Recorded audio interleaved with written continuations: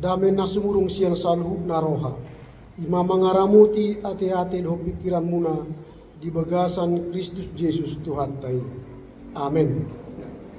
Berita nauli di minggu tasadarion minggu okuli tanggal 8 Maret 2026 imana nenet sian buku sada tawari sada jujur tahun pasal 22 memuka sian ayat 14 sahatu 10 sia hujahama sian Alkitab terjemahan baru 2 sonoma tersurat. Lihatlah, sekalipun dalam kesusahan aku telah menyediakan untuk rumah Tuhan 100.000 talenta emas, 1.000.000 talenta perak, sangat banyak tembaga dan besi, sehingga beratnya tidak tertimbang. Kayu dan batu pun telah kusediakan, tetapi hendaklah engkau menambahnya lagi.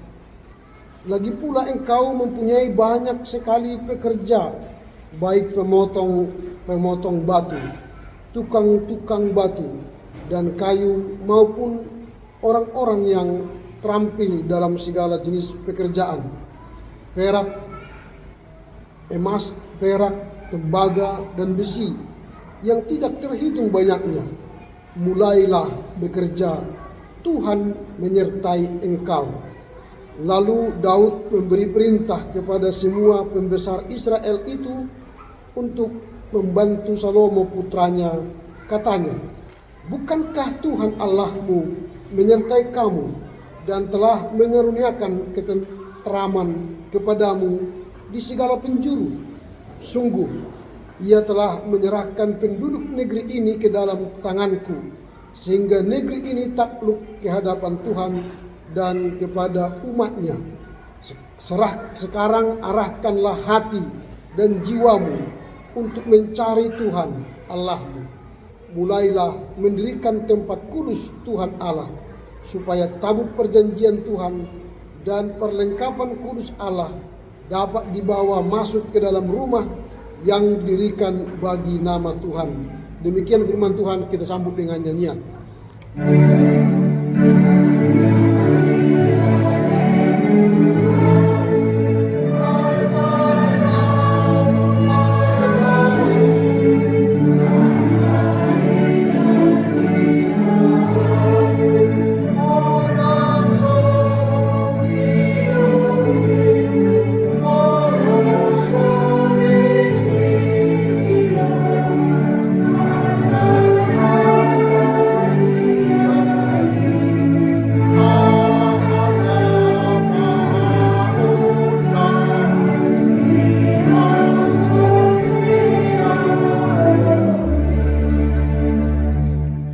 Madita subina moliate mata dok tu Tuhan ala bilihot tiki di hita musela horo marsomba Tuhan mendok moliate ala nunga saminggu hita mengulau-ulota marsaur marlagut marsaksi ditongani keluarga gereja dok masyarakat jala di leon di hita hanguluan siapari keselamatan kekal nang haluaun sen akka mara jala di lewat hita las iroha ilo umbahin gabi buah hita pajupang di bagasan tikion laho marsomba Tuhan mandok moleate didengkan di basan nunga tabongoti minggu okuli mata Tuhan melihat kita. Jadi okuli mata Tuhan melihat semua kehidupan kita tidak terkecuali. Okuli berarti kita juga mata kita terarah kepada Tuhan. Jadi dua sisi akan terlihat. Ada mata Tuhan yang terarah kepada kita dan ada mata kita juga terarah kepada Tuhan. Maka tema yang akan kita renungkan dalam minggu okuli ini ialah mengarahkan hati dan jiwa untuk mencari Tuhan. Mengarahkan hati dan jiwa untuk mencari Tuhan. Kalau dunia ini adalah tempat kita mencari apa yang kita cari, tentu kehidupan. Maka kita bekerja supaya dapat uang, dapat makanan, supaya hidup kita berlangsung, berlanjut. Apa yang kita cari di dunia ini mungkin kesuksesan. Itu sebab kita sekolah, kita bekerja untuk mendapatkan karir yang lebih baik. Apa yang kita cari di dunia ini ketenangan. Walaupun kita sudah bekerja pagi sampai malam, kita kembali ke rumah untuk mencari ketenangan. Maka rumah adalah rumah di mana kita tenang, bertemu sesama keluarga, dan bertemu dengan Tuhan. Dan mencari. Tiada hentinya. Dan jangan lupa Tuhan pun mencari kita. Itu sebab matanya terarah kepada kita. Melihat, mengamati, melindungi, dan menolong kita. Dikala bersedih, dikala lemah, dikala mengalami pergumulan, mata Tuhan tertuju kepada kita. Dalam teks yang kita baca, mata Daud tertuju kepada anaknya Salomo. Karena dia tidak bisa membangun bait Allah. Yang diberikan Tuhan kesempatan membangun bait Allah ialah Salomo. Maka mata dia tertuju kepada Salomo, membantu mendukung Salomo untuk membangun bait Allah. Maka sebagai raja, Daud memberikan perhatian yang luar biasa. Persiapan sebelum dibangun bait Allah, dia memberikan perlengkapan-perlengkapan. Di ayat 14 dia menyediakan banyak sekali perlengkapan. Dia menyediakan 100.000 talenta emas, 1.000.000 talenta perak, dan banyak tembaga besi. Ini yang dia sediakan. Sehingga pembangunan itu jangan terbengkalai. Tapi pembangunan bait Allah itu sukses, megah, dan di dalamnya nanti Allah hadir di bait Allah yang dibangun oleh Raja Salomo. Jadi mata Daud terarah kepada Salomo, lalu mengajak orang lain. Apa yang ada padamu berikanlah, supaya pembangunan bait Allah ini tidak terbengkalai, tetapi sukses terjadi. Sehingga bangunan bait Allah menjadi sebuah kerjasama antara raja dan rakyat dan seluruh orang yang akan ikut membangun bait Allah. Inilah yang dilakukan oleh Raja Daud sebagai ayah. Matanya tertuju kepada sang anak karena akan terjadi masa transisi, pergantian pemimpin dari Raja Daud kepada anaknya Raja Salomo. Inilah yang kita lihat. Tetapi apakah itu sudah terjadi? Belum. Karena pembangunan itu nanti kalau sudah dilaksanakan, maka sepenuhnya kerajaan itu telah diberikan kepada Raja Salomo.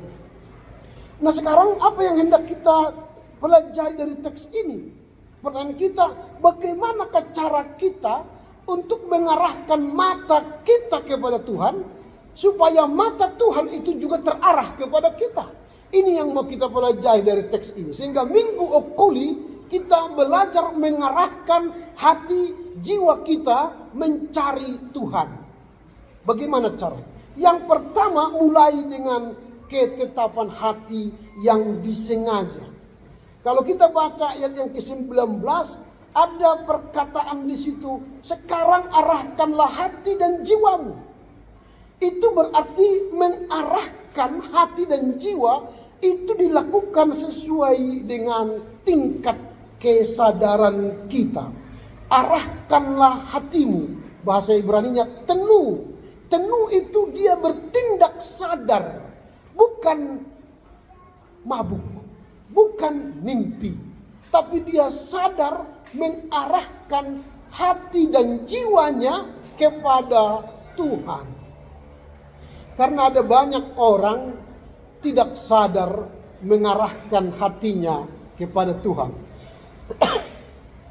Iscarana gudang dohala ro marsomba Tuhan, misalnya di gereja, alai hati dan jiwanya bukan mencari Tuhan. Banyak itu. Tidak hanya di GKP Jericho, kalau bisa ndang adong nyinorakku ndang adong. Wani rola sahat nakin di gereja, matanya terarah tertuju kepada Tuhan, mencari Tuhan. Karena dia tenung, sadar. Karena itu terbukti kita sadar meninggalkan rumah kita datang ke GKPA Jeriko. Berarti sadar ini, tidak ada yang sedang mabuk kan? Kalau mabuk tidak sampai ke GKPA Jeriko. Berarti tenung kita ini, sadar. Hendak mengarahkan hati dan pikiran kepada Tuhan, mencari Tuhan. Tapi kadang-kadang sudah sampai di gereja, hilang kesadarannya, itu persoalannya. Tidak tahan 2 jam bersama Tuhan. Baru 30 menit mulai bosan. Baru 1 jam menjelang khotbah makin bosan. Pas khotbah, wah, tidak tahan lagi, bosan. Ini biasanya begitu.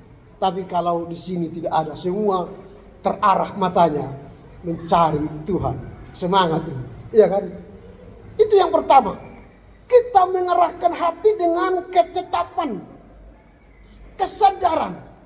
Supaya apa? Ketika kita mencari Tuhan dengan segenap jiwa dan hati, maka Tuhan akan mencari kita dengan segenap hati dan jiwanya. Ini apa yang kita lakukan kepada Tuhan dan kepada manusia pun itu akan Tuhan lakukan kepada kita. Dan orang pun akan melakukan itu kepada kita. Jadi ini yang kita lakukan. Arahkanlah hati kepada Tuhan dengan sadar. Jadi memutuskan dengan sadar. Itu yang pertama.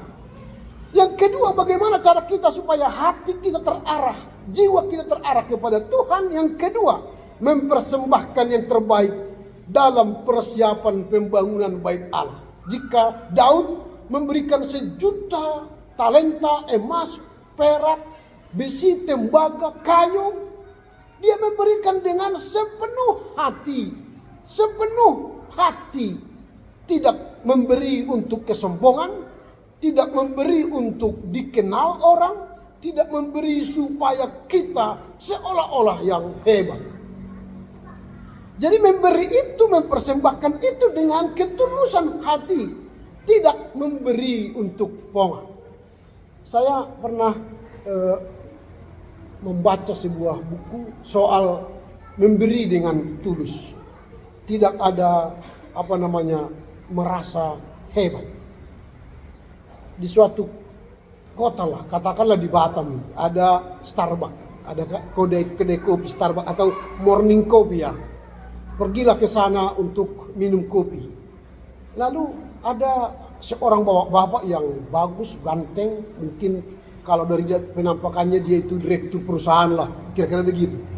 Lalu dia pesan kopi. Kopi 2. Lalu datanglah pelayan. Kopi 2, 1 di dinding. Padahal dia satu orangnya minum kopi.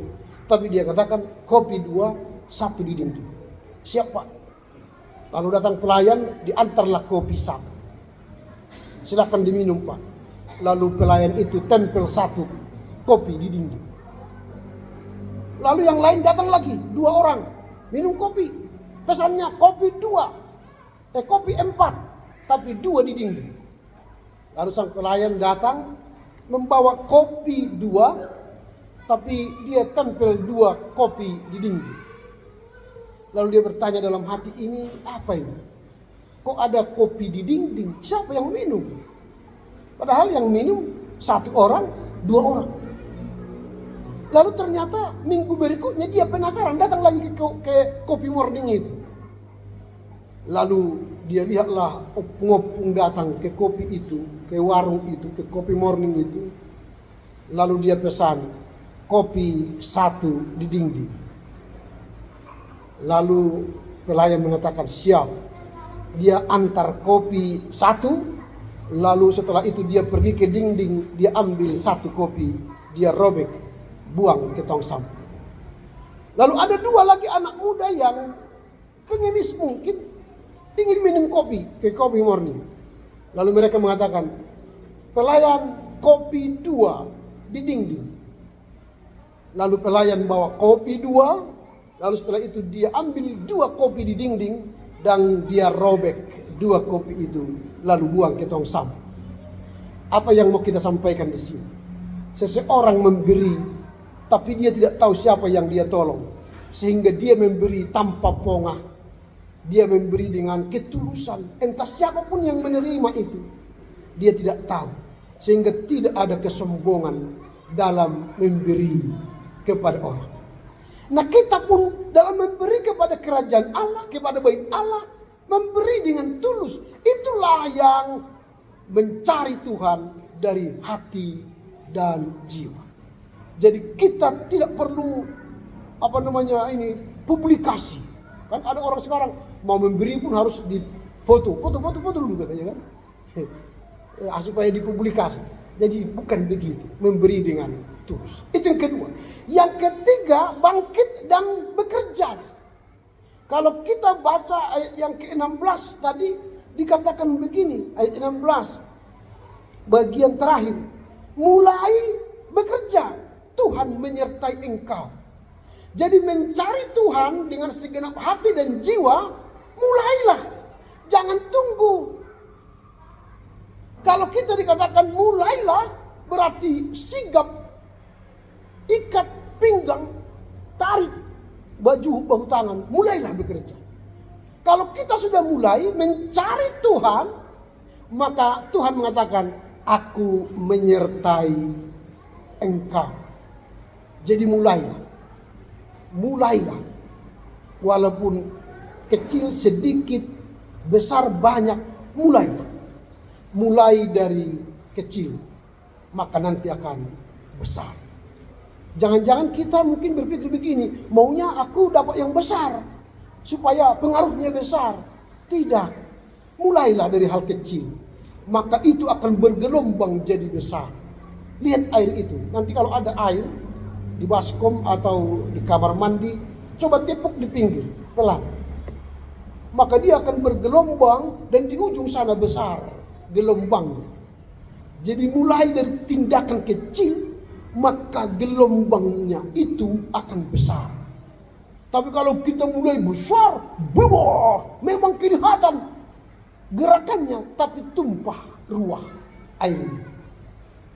Jadi mulailah dengan kecil, sehingga nanti kita mencari Tuhan tidak perlu dengan gaya yang luar biasa. Supaya dilihat oranglah kita mencari Tuhan. Pergi kemana-mana pun kita bawa Bible begini. Berjalan ke pasar bawa Alkitab. Kemana Bapak? Saya mencari Tuhan. Tapi bawa Bible, Alkitab. Iya, mencari Tuhan sambil berjalan belanja bawa Alkitab. Itu kan namanya hibrid rohani. Pongah juga, sombong rohani. Tidak perlu begitu. Tapi dengan sederhana. Itulah yang kita lakukan. Dengan mencari Tuhan dengan wajah dan hati jiwa kita yang penuh ketulusan. Nah, pertanyaan kita sekarang dalam rangka rapat perlegutan hari ini di GKP Jericho, apa yang mau kita renungkan dari firman ini, mengarahkan hati dan jiwa mencari Tuhan dalam aplikasi dalam rapat perlegutan. Yang pertama, aktivitas tanpa spiritualitas adalah hampa. Aktivitas tanpa spiritualitas adalah hampa. Jadi kalau kita nanti rapat perlegutan, kita menyampaikan gagasan, ide, pemikiran kita, kritik-kritik kita tanpa spiritualitas, itu hampa. Artinya kata-kata kita tak bergaul, membuat gereja kita menjadi unggul melayani dalam kebersamaan. Jadi apapun yang kita lakukan, yang kita katakan, yang kita sampaikan, gagasan, ide, pemikiran kita harus dari hati yang terdalam. Membangun tubuh Kristus. Membangun GKPA yang adalah tubuh Kristus. Sehingga kita menjadi orang yang ikut bersama dalam membangun tubuh Kristus. Itu yang pertama. Apalagi kalau kita lihat tadi, kalau Daud memberikan 1 juta talenta emas, perak, tembaga, kayu dan besi, maka kita berikanlah 1 juta harapan ke gereja, ke Tuhan. 1 juta tindakan, 1 juta sikap baik kita, supaya itu menjadi modal membangun gereja ini lebih baik di tahun 2026. Jadi bawalah apa yang ada pada kita.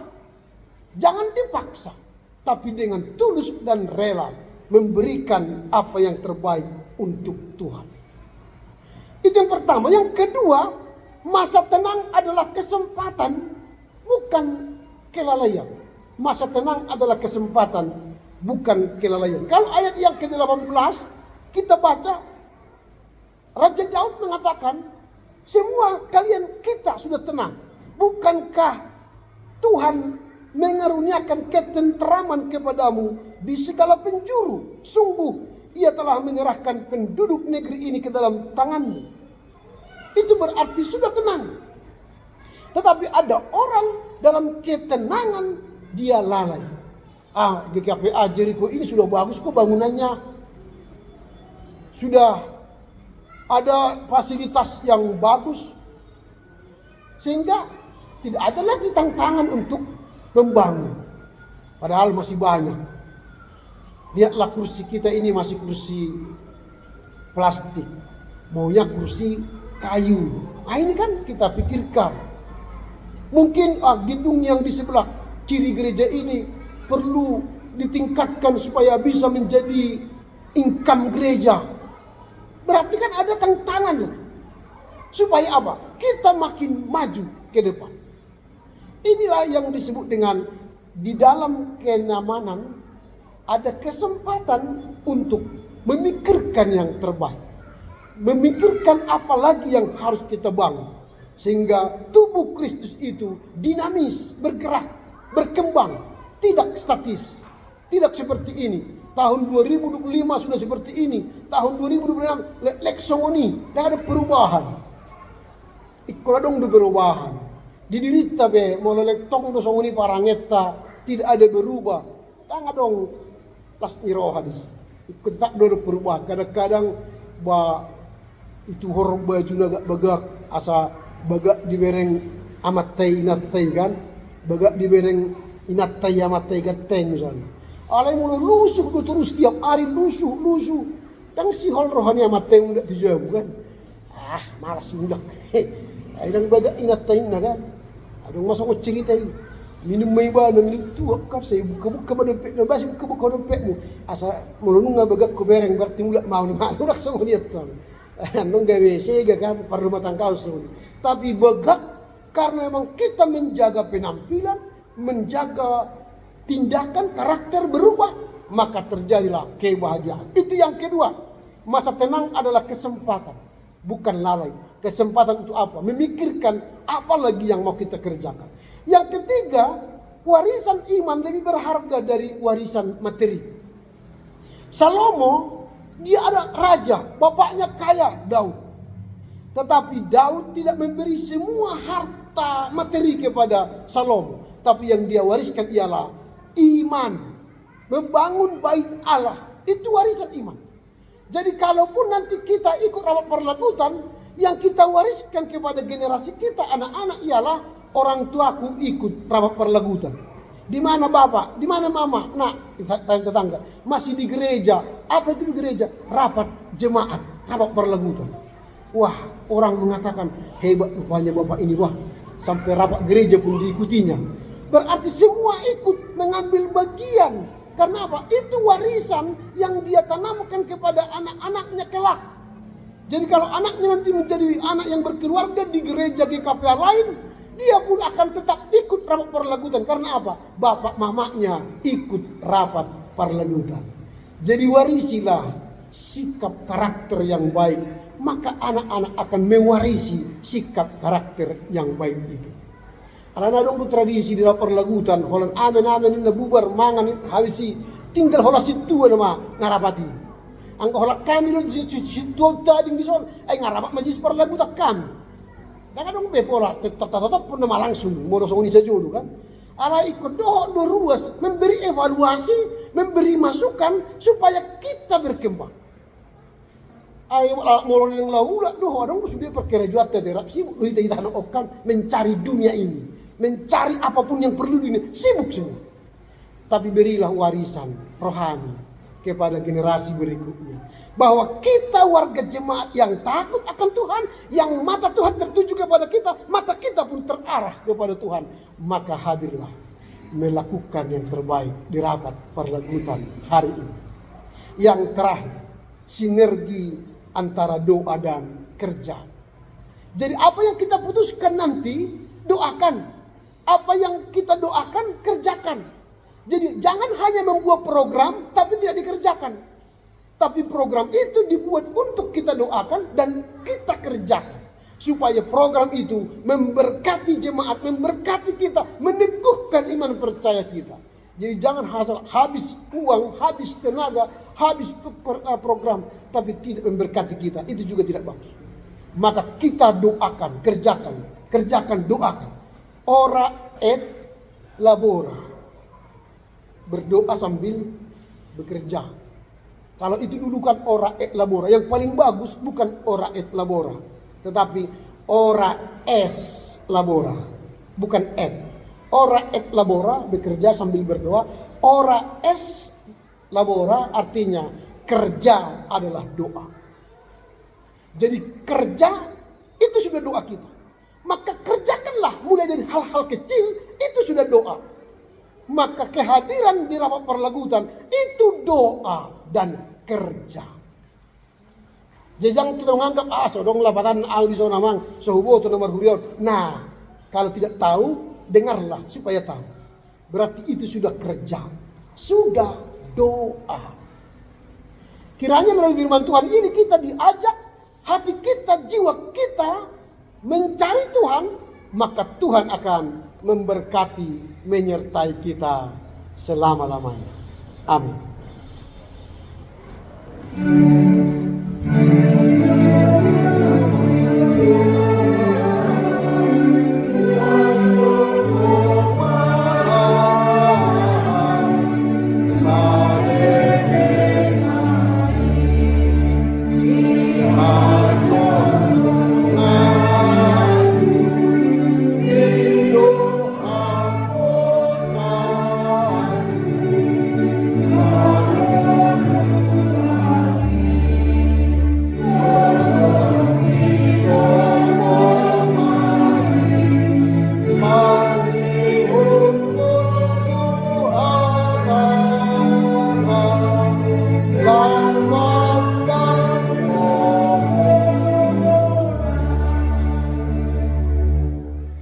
Tema ale Tuhan nunga hubagi kami hatam napaulihon roha pangalaho pambenan nami diadopan ni keluarga gereja masyarakat tarlumubi diadopan hu arah ko kami do roha ate-ate pikiran nami mengalului Tuhan alahuha persai hami do Tuhan pe dilului Tuhan do hami jala diramoti ngolu nami didongani disondangi sude perdalanan ni ngulu nami. Alani i upelihok kami mangulu nami itu Tuhan sian nasa rohanami. Atau pasu-pasu mahatam na kubeke kami asa margogo kami mangulauca di ngulu siapa. Amin.